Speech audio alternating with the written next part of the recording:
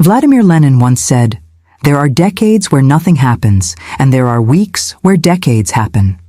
Things in Ukraine are starting to resemble that. Russia's invasion is about to enter its fourth year. It's been a slow, painful march, but this week things are moving at 2x speed. New reports talk of a new peace deal to end the war, a deal drafted in secret by the US and Russia, a deal that could end the war this week. I know it sounds absurd. We're talking about a deal that affects Ukraine, yet it was drafted by Russia and the US. From the looks of it, Kiev was not even at the table.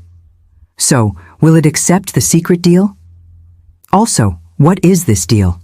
Well, here's what we know. The deal was drafted through a secret back channel. From the US side, Steve Witkoff led the talks. Steve Witkoff is Trump's special envoy, sort of like his man Friday of diplomacy.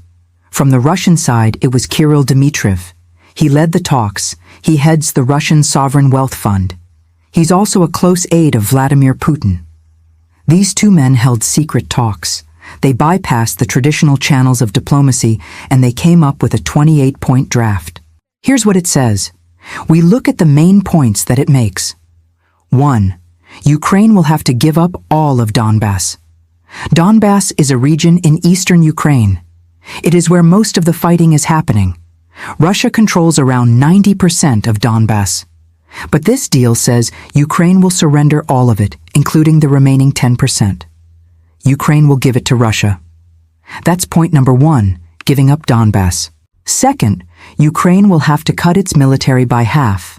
Third, Ukraine will have to give up long-range weapons. Fourth, no more US aid or Western troops in Ukraine. Fifth, the Russian language will get official status in Ukraine. And sixth, there will be some security guarantees. We don't know the details yet. These are the 6 key points. There are 28 in all, and they make one thing quite clear. Russia wants to defang Ukraine, its territory, its army, its society, neutralize all of it, reduce Ukraine to a broken state, a state that cannot threaten Russia, a state that NATO or the European Union would never recruit. So simply put, this deal, the secret deal, favors Russia, which brings us back to the question we started with. Will Ukraine's President Zelensky accept it? Well, he's stuck in a very difficult place. On the one hand, he has strong allies in Europe, and they want Ukraine to be part of the peace process. What we as Europeans have always supported is a long, lasting and just peace. And we welcome any efforts to achieve that. Of course, for any plan to work, it needs Ukrainians and Europeans on board. So, this is very clear. On the other hand, Zelensky must face the ground realities. He's not winning this on the battlefield. Russia is stepping up the attacks. Yesterday was, in fact, the deadliest night of this year. Moscow fired 470 drones and 48 missiles at Ukraine. A lot of them were shot down, but the rest slammed into a residential building in Taranopol. That's a city in western Ukraine. It's far away from the front line. Just look at the aftermath. Applause 26. People were killed in this attack.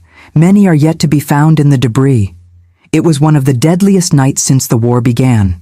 And the idea is clear: to demoralize the Ukrainian people to put more pressure on Zelensky. Yesterday's strike also targeted energy sites. As of now, 400,000 Ukrainians are without power. 4 lakh Ukrainians. Imagine that. It's around 2 gores in Kiev right now. The winter will only get colder from here, and thousands of people are without power. Like I said, it's all about demoralizing the opposition. It is in this background that Zelensky must take a decision. He has just completed a trip to European capitals. He will return to Kiev later today, and when he does, US military officials will be waiting for him. Reports say they will present this plan to Zelensky. After that, the ball is in his court. Does he capitulate but save lives, or does he defy and prolong the war? It's clear that US President Donald Trump wants Zelensky to give in, but his allies in Europe are steadfast, and Putin knows this too.